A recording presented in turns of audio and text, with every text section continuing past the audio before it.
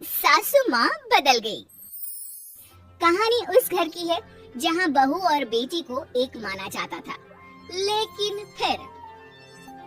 अरे शिखा बेटा, तू रसोई में क्यों घुसी रहती है? जा, रोटी मैं बना लूंगी। नहीं नहीं माँ जी, आप बैठिए, बस सारा खाना बन ही गया है। श्वेता को बोल देती हूँ, वो खाना लगा देगी सबका। सॉरी भाभी, मेरे पास वक्त नहीं है। माँ, मुझे पैसे देना, पार्लर जाना है। हाँ हाँ चली जाना, भाभी को भी ले जाना। वो भी जाने को बोल रही थी पार्लर, पर पहले ना मदद कर दे उसके खाना लगाने में। देख माँ, वो बहू है, उसे बहू रहने देना। इतना सर पर मत चढ़ा भाभी को। श्वेता, ज्यादा मत बोला कर। बहू और बेटी में कोई फर्क नहीं होता है। जा जाकर काम कर। ननद को माँ का भाभी से इस तरह प्यार करना बिल्कुल अच्छा नहीं लगता। वो बार बार किसी न किसी तरह माँ को भाभी के खिलाफ भड़काती रहती, लेकिन कोई फायदा ना होता। एक रोज, अरे बेटे किशन, जा बहू को कहीं घुमा कर ला। सारा दिन घर में काम करती रहती है। हाँ हाँ माँ, हम लोग जा रहे हैं ना गोवा। अच्छा जी, भाभी ने तो हमें बताया भी नहीं। वैसे तो सारी पंचायत करती है, ये गोवा वाली बात क्यों छुपा गई हमसे? अरे क्योंकि उसे खुद नहीं पता था बहन। मुझे टिकट सस्ती मिल रही थी तो मैंने बुक कर दिया। हाँ शिखा, पैकिंग कर ले, संडे हम जा रहे हैं गोवा। दोपहर में शिखा पैकिंग कर रही थी कि सास आ जाती है। ये क्या बहू, साड़ियाँ? अरे गोवा जा रही है घूमने या फिर शादी में मायके हैं? माँ जी, ऐसा कुछ है ही नहीं, समझ में नहीं आ रहा क्या रखूं कपड़े में। अरे तेरी और श्वेता की साइज तो एक ही है, उसके कुछ मॉडर्न कपड़े ले ले, आकर लौटा देना। हाँ माँ जी, ये ठीक रहेगा। शिखा श्वेता के पास जाती है और उससे कपड़े मांगती है। ना जी ना, मैं अपने कपड़े ना दूं, वैसे भी फैल जाएंगे मेरे कपड़े, बहुत महंगे वाले हैं। शिखा मुंह लटकाकर कमरे में आ जाती है तो सास कहती है, चल तैयार हो जा, तुझे मैं शॉपिंग करा कर लाती हूँ गोवा की। बस फिर क्या था, सास बहू निकल जाते हैं मार्केट और एक से बढ़कर एक ड्रेस खरीद कर घर आते हैं। पहले बता देती कि नए कपड़े दिलाने वाली है भाभी को, तो मैं अपने ही दे देती ना भाभी को, मुझे दिला देती नए कपड़े। देख श्वेता, परिवार का मतलब सबके साथ रहना होता है, ना कि सिर्फ अपना सोचना। वैसे भी तुझे अच्छे संस्कार सीखने चाहिए। और रही बात कपड़ों की, तो शिखा, आज से घर पर भी तू मॉडर्न कपड़े ही पहनेगी। कोई जरूरत नहीं है ये साड़ी वाड़ी लपेटने की। अब क्या था, घर पर श्वेता और शिखा एक जैसे रहते। एक बार पड़ोसन आती है। अरे बेटा, अपनी माँ को तो बुलाना जरा, बात करनी है।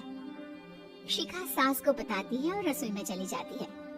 ये आपकी बेटी बहुत बड़ी हो गई है, इसके लिए एक रिश्ता है, कहो तो बता दूं। ये बेटी नहीं बहू है, घर में सब एक जैसा ही रहता है। वैसे मेरी बेटी भी बड़ी हो गई है, कोई रिश्ता हो तो जरूर बताना।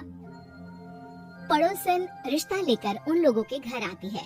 तब श्वेता की होने वाली सास कहती है, तो ये घर है, कितने मंजिल का है? और ये बहू ने आपकी क्या पहन रखा है, जीन्स टॉप? अरे भाई, साड़ी वाड़ी नहीं है क्या इसके पास? देखिए, सर्दी है तो साड़ी में बहू कैसे मैनेज करती, वैसे पहनती है साड़ी भी। देखिए, हम लोग ठहरे पैसे वाले लोग, कोई कमी नहीं है हम लोगों के पास पैसों की, बहुत पैसे हैं, जमीन, नौकर, चाकर, कार, सब कुछ है, लेकिन घर में संस्कारी बहू चाहिए, समझ रही है ना आप? सास कुछ कहती कि श्वेता बोल पड़ती है, हाय रे, नौकर चाकर से लेकर जमीन, कार, पैसा, हाँ हाँ, मुझे रिश्ता मंजूर है, मंजूर है मुझे। अरे रुक जा श्वेता, मैं बात कर रही हूँ ना। देखिए, हम लोगों के घर इतनी आजादी नहीं मिलेगी। अरे हाँ कर देना माँ, हाँ कर दे जल्दी से। सास क्या करती, बेटी की शादी ऐसे घर में कर देती है जहाँ ना उनके विचार मिलते हैं और ना ही आचार। शादी की बात एक रोज फोन पर, श्वेता बेटा, एक बार घर आ जा, बहुत दिल करता है तुझे देखने का। माँ वो घर पर बहुत काम होता है, कैसे आऊँ? बड़ा घर है लेकिन आने जाने वालों की लाइन ही लगी रहती है। बेटा मैं तो जानती थी उस घर का हाल, लेकिन तू ही नहीं मान रही थी। माँ देख, हर घर का यही हाल है। तेरी बेटी को यहाँ घूंघट हटाने की परमिशन नहीं है और एक तरफ भाभी स्कर्ट पहनकर घूम रही है। बेटा मुझे क्या पता था कि मेरी बेटी को ससुराल के नाम पर पिंजरा मिल जाएगा। अच्छा माँ, फोन रखती हूँ, सास को गर्मा गर्म रोटी खिलानी है। तुम लोगों की तरह नहीं कि एक रोटी बनाओ, एक सब्जी बनाओ, फिर सारा दिन फ्री होकर घूमो। सास फोन तो रख देती है, लेकिन सोच में पड़ जाती है कि एक तरफ बेटी जिसे कोई आजादी नहीं, वहीं दूसरी तरफ बहू जिसे देखकर लगता ही नहीं कि उसकी शादी भी हुई है। अगले रोज। शिखा, अरे ओ शिखा। हाँ माँ, क्या हुआ? कुछ चाहिए आपको? मैं जिम जा रही थी। जिम के कपड़ों में बहू को देखकर सास को घूंघट में अपनी बेटी का ख्याल आता है। देख बहू, घर में बहू की तरह रहा कर। इतने टाइट कपड़े पहनकर जिम जाना पसंद नहीं मुझे। जा जाकर रोटी बना। रोटी? माँ अभी तो शाम के 6 बजे हैं। इस वक्त रोटी? अब क्या मेरे खाने पीने पर भी पहरा है? अरे जब मर्जी तब मैं अपने घर में खा भी नहीं सकती क्या? बहू को अजीब लगता है।